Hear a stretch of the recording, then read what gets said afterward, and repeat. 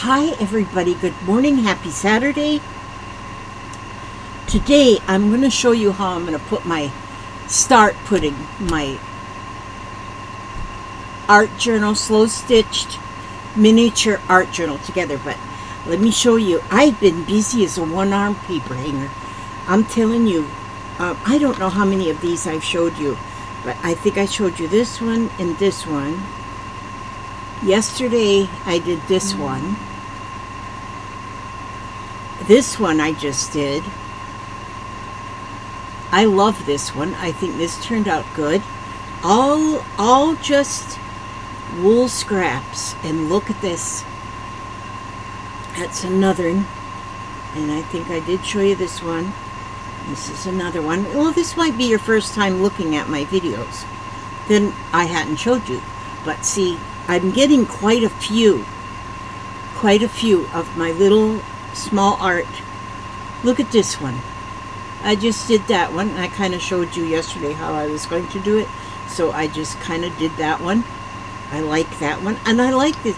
See, it's not square. It's kind of a geometric shape of some kind. I showed you that one.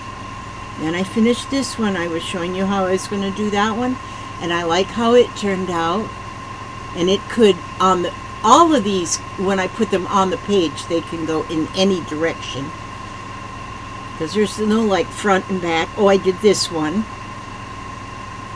A little tree with a green moon hiding behind it. And these are all dies that I have, the steel rule dies. And I'm going to be doing more die cutting to make more different shapes. I don't think I'm going to do any more big ones like this. This one is big. I'm not going to be doing any more of the large ones like this. I don't think anyway. But knowing me, I never know when I change my mind.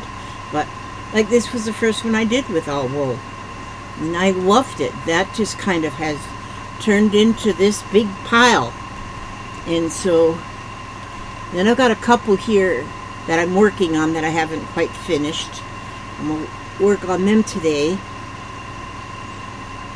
I'll get them finished up, and then I'm going to go over to my die cutting section and die cut some more shapes, dig through my dies, because I don't remember all the dies that I have, so I have to dig through them. Oh no, I got a knot there. But maybe that knot will go through. But I want to show you, this is going to be my journal that I'm going to keep my things in. So, you know, I'll put them on pages like however I put them on. Yeah, that one's got a top and a bottom. Not many of them do. But see, when I put them I will just see what I think fits and where I think it fits, and that's how I'll do. And so they'll all go on a page. And since I'm going to have many different, and I might add more pages than this, I'm not sure. And then also, I don't know if this book is going to have a cover. I'm not sure. I don't know any of that stuff yet. But just like this, I think something like this would make an awesome page. Just this right here. And so we'll see how that goes. But I'm just going to show you now how I'm going to put these pages together. Because again, okay, I'm going to take two. These are 12 by 18 is the size of these felt sheets. Now this is not wool, this is just felt. Well, I guess just felt, I don't know what you call it. And, wait a minute, where's my pin cushion? How can I lose things? Oh, okay. I'm gonna take these two first. And just make sure my corners are lined up, and then I'm gonna pin them. Make sure those 4 corners are lined up. And they are. Okay. So now that those 4 corners are lined up, put these 2 out of the way, and I'll put 2 together at the time. And then I'm going to, this is going to be the simplest thing you've ever seen in your whole entire born days. I'm telling you, since I started doing these wool things, which has only been a few days, I have been happier than a pig in the sunshine. I'm telling you, this is, and so what I'm going to do with this now is, oh, I'm going to have to get a different needle. Now, I have a needle here that I'm using on my wool, and it's not a real sharp point, because you don't need a real sharp point in the wool. But now I'm seeing here that I need a sharp, I need a sharp pointed needle to go through this felt. So I'm just going to thread me another needle. Boy, I hope I'm using up my thread pretty fast here. I'll have to earn me some more. I love this thread. I just love this thread. Okay, so I'm going to thread this other needle, because some of this felt is harder to stitch through than the wool. The wool that I'm using, I mean, you could probably almost use a tapestry needle through there, but this here felt needs a little bit pointier needle. So let me get this, put this a little over this way. Oh, I should turn that fan off right there. Just a minute, I'm going to go reach back there and turn this fan off, because I notice it doesn't sound loud to me, but it sounds loud in the replay.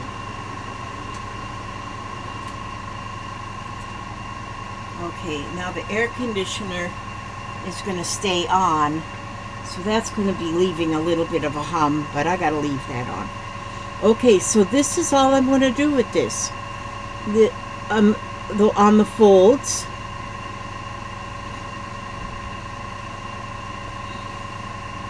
I'm just going to whip stitch along the folds.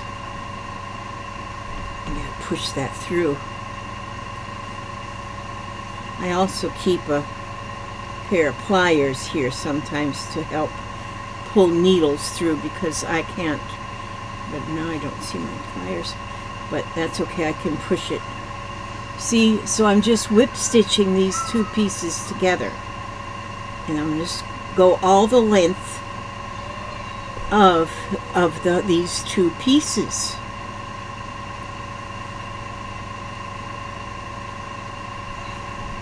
I'm just pushing it against the back of the needle against the table, and then that kind of helps me get that through, because it's actually going through 4 layers of felt. Boy, it's been, me and Papa's been having a conversation. I'm just puzzled. I don't understand things. And, you know, I've been watching these videos about these poor people that have been just flooded out. And North Carolina, there's 2 families that I watch that are homesteaders that have got their farms. And one of them, they say alert on through the farm. They stayed at their farm and they stayed alert through the storm. And they kind of videoed the damage as it was happening. And man, I'm just so sad for them, because apparently they had a lot of rain even before the storm come through, before the hurricane. They had a lot of rain. And so, and the rain, the level of rain in the river got so high that the dam broke.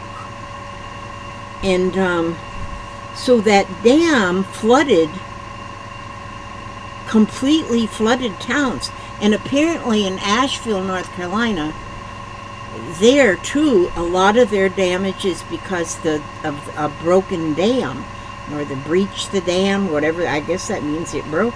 the dam.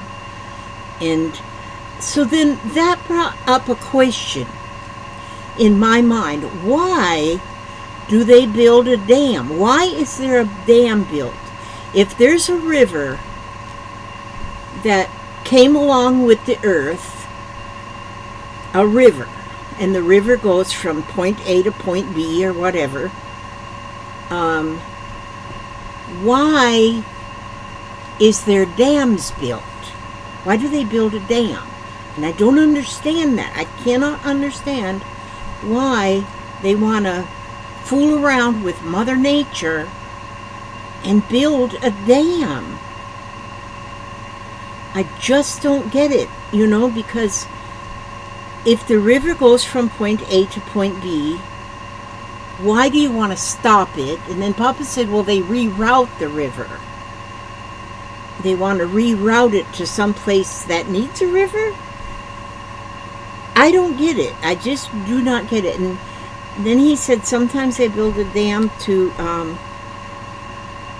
create electricity or something.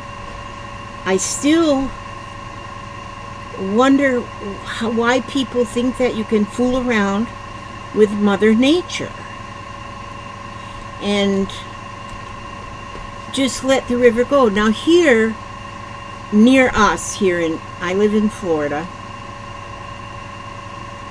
and I don't know why this ends up with a half-inch difference there.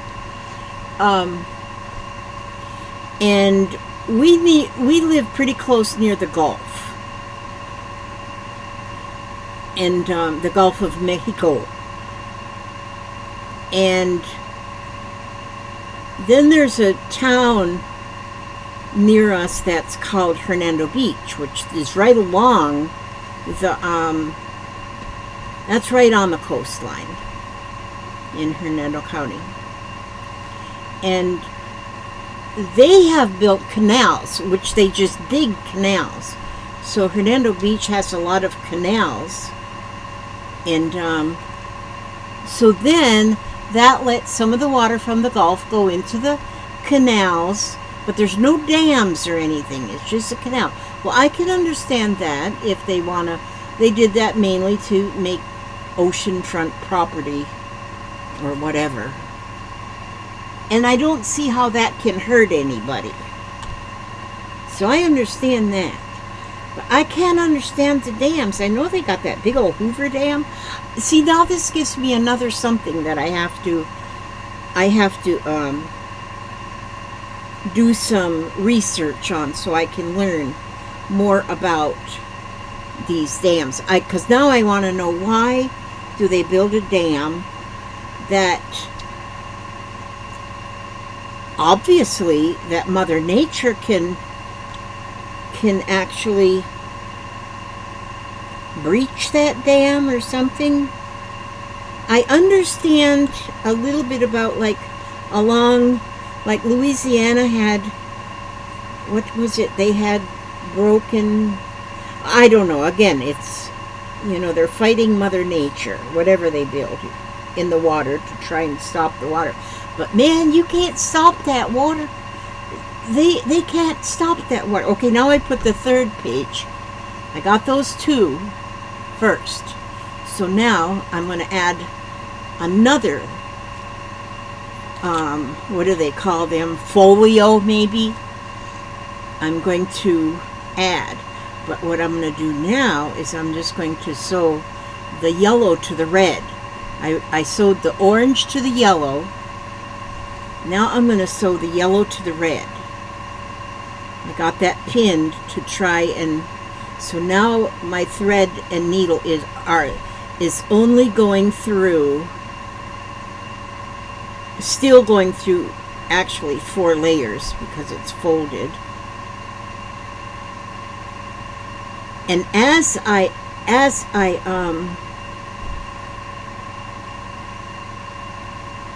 haven't seen this done this way anywhere, and I'm just coming up using my own tomato on top of my neck to come up with how to put this together. Okay, go through there, needle. Come on. Come on. Come on. Okay. Sometimes you got to talk to your needle. Make sure that needle goes through.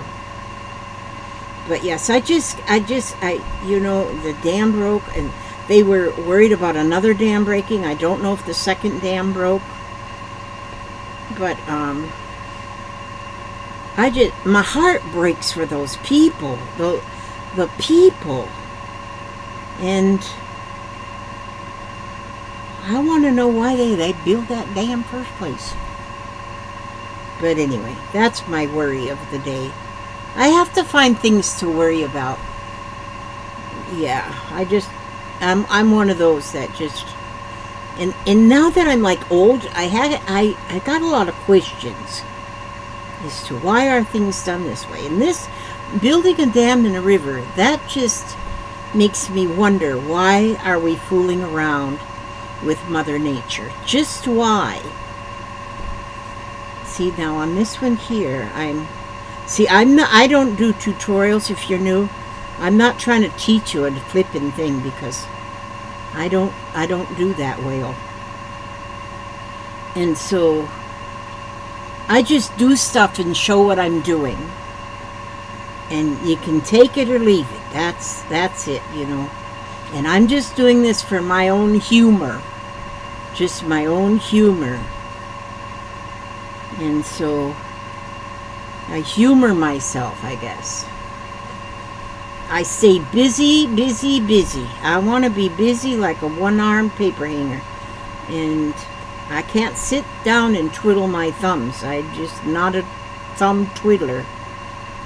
And so like I was telling Papa this morning, I said, I don't know what, he goes, because a lot of times he'll ask me, well, what are you going to do with that when you're finished? And I don't have an answer for that. No answer at all. I don't have an answer. Because I don't know. I don't know if there's anything to do with it. I don't know if there's anything anyone can do with it. But it'll give my children something to do when I finally buy the farm, you know, or kick the bucket. They'll have something to do, because they'll have to throw all this stuff in the garbage.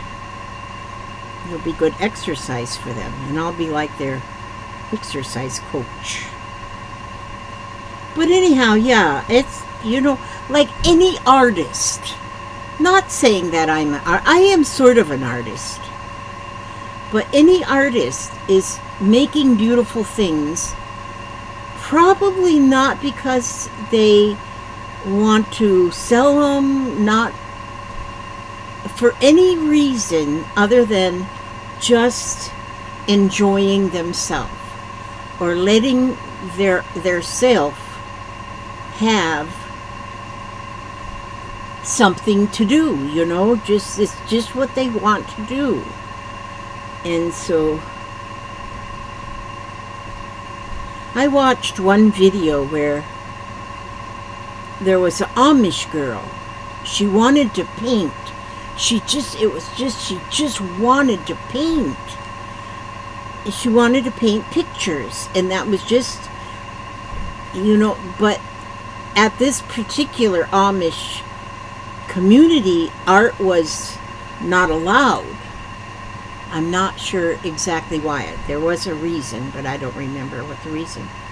And so this girl, she got hold of some paints and some canvas or whatever she needed, and she hid it in the attic.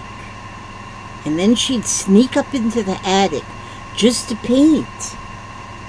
And so, and I don't know I don't remember if she got caught and got in trouble or whatever it was, but it was just natural born in her that she wanted to paint. And so I think that there's a lot of us that have just something natural in you that is going to want to paint or want to do some kind of an art. And so most Amish communities now, they accept things, you know, like that. But this particular one didn't, because of something that was written in the Bible, and it was taken maybe even out of context. I don't know. I don't have any idea about that. But sometimes we just do what we want to do. But and in my life, in my idea is because I always wonder too about reincarnation, and so I don't know. I just wonder about it because I wonder about stuff. And so maybe if reincarnation is a real thing, that maybe somebody in that girl's past life, she got a leftover spirit from somebody who was a painter, and so that's why it was there. And I don't know. I could be just as goofy as Halloween dog. I don't know. But anyway, now see what my binding looks like? First I sewed together the orange, the red and the yellow, and now, did I just do the orange? I don't know. I don't remember. And so, but now I can take another piece, fold it in half in two, and like if I put this pink onto the orange, I'll just put that pink onto the orange the same way, and I'll just stitch through the pink and the orange. And so, but now let's see how the book opens. So you can see them stitches are in there. And it's stitched good. I mean, it ain't going to fall apart even in a hurricane or in a flood or anything. It's going to stay. And so then I have six pages. Now what I might do is I can add this and keep adding pages to it if I want to. But by having the different colors, then like this piece right here, I probably wouldn't put it on a green page. But like I might actually work on having something. I just think it's going to be beautiful. I just think the whole world is a beautiful place, and we can make it beautifuler with our art. But see now, like this here piece, I probably would not put that on a red page, because then it drowns out my red. But it would go good on an orange page. It would go real good on an orange page. And so I need to make some different colors too. But I just think that this is going to be so much. I'm going to love this. And what I'll probably do is, as I sew them along the pages here, like because I'm going to actually, I'm not sure till I do a page, but once I do a page, then it's going to show the stitches on the other side. But actually, the stitches on the other side may be just put more detail on the other side picture. I'm gonna get a page done today. I'm gonna actually use some of my finished pieces and do a piece, and I'm gonna stitch it on, because I'm gonna stitch it on using the same thread. And so it's going to show like this on the back. It's going to show like this kind of stuff on this side, then on the opposite side. So,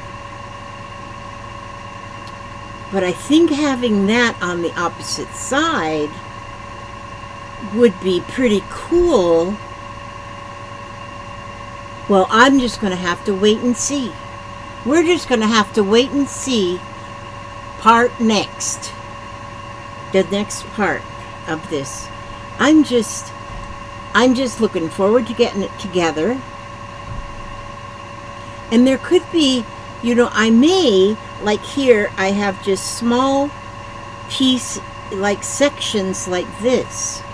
Maybe what I'll do is take something like this and just, that might be exactly what I do, is to take just little parts like that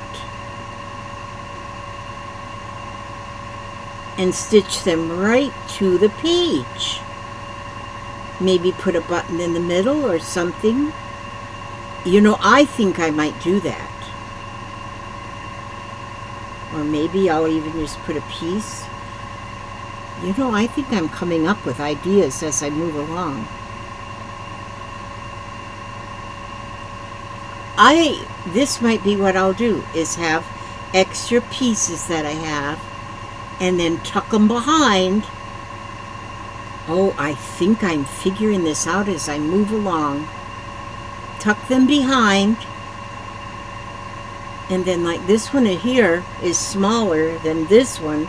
So then maybe I'd go here and put it here, and that stitching from around the first one will show up on this one. I'll make a video tomorrow to show you what I've come. This I might do a little bit more on this tree, because I might put some beads on the branches. I'm not sure. Not sure yet. Not sure. Not sure of anything. But that's just what I wanted to show you today, is how I'm going to put my book together. And like I say, I may not even put a cover on this. It may only have pages. And I think it's going to be really pretty. And if y'all have any more suggestions for me, who knows, I might do a blanket edge all the way around the page too. Oh, I've got some ideas. Ideas just keep popping into my head for this new loving thing I'm making. I am loving it. I am just loving every thought that pops through my head. And so, but I like that page right there, just like it's laid out. I love it. I love it. I want some more of it. That is beautiful. And I know I'm not patting my own self and tooting my own horn, but I'm tooting my own horn and patting my own self on the back because I love this. I love this. Okay. Now, I also want to I didn't put it on my other video. I don't think I did. I'm going to put Jeri Belini's link on under this video so that you can see. She's got an Etsy store where she actually sells kits of already cut out little pieces. Like she might have some, most of hers are like that I've seen anyway, are squares, like 2-inch squares and 1-inch squares, and then maybe circles and buttons and stuff that she sells as a kit that you can get started with. And it's all of her recycled wool. It's recycled from the sweaters she buys. And so she goes through a lot of steps, because she goes to the thrift store, she buys a woolen sweater. She brings that woolen sweater home and she washes it in hot water and soap. And then she puts it into the dryer, and that's how she felts the wool. And because it all shrinks to like half size or whatever. You could do that and put your, well, anyway. And then she takes the sweater apart to where she's only got the fabric pieces, and then she cuts them into the shapes and sizes, and then she puts them together as a kit. And then she sells those kits. So when you're buying one of her kits, you're buying all of that time she's put into those. And so, and I've looked at the kits, and all that I've done is come out with snatching her ideas. That's what I do.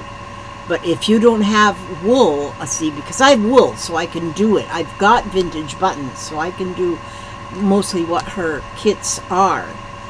And but if you don't have anything, I thought about making kits too, but I don't know if I'll do that, because I've made kits before, and different kits, and I'm making slow stitch journal kits now that it's taking me months to get them all mailed out. Well, I haven't, the ones I sold are mailed out, of course, but I've got more going. But I've got people that want them, but I just don't have them yet.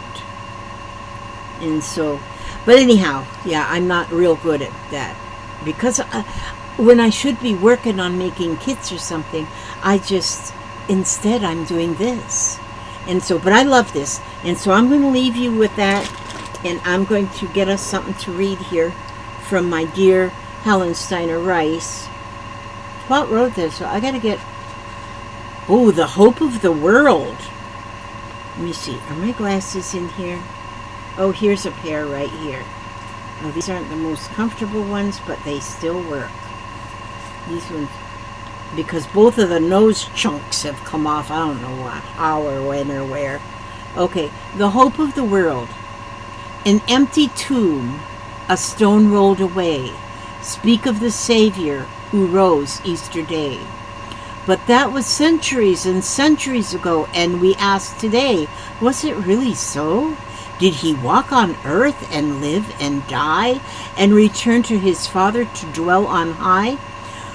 We were not there to hear or see, but our hopes and dreams of eternity are all centered on the Easter story, when Christ ascended and rose in glory. And life on earth has not been the same, regardless of what the skeptics claim. For after the Lord was crucified, even the ones who had scoffed and denied knew that something had taken place that nothing could ever remove or erase.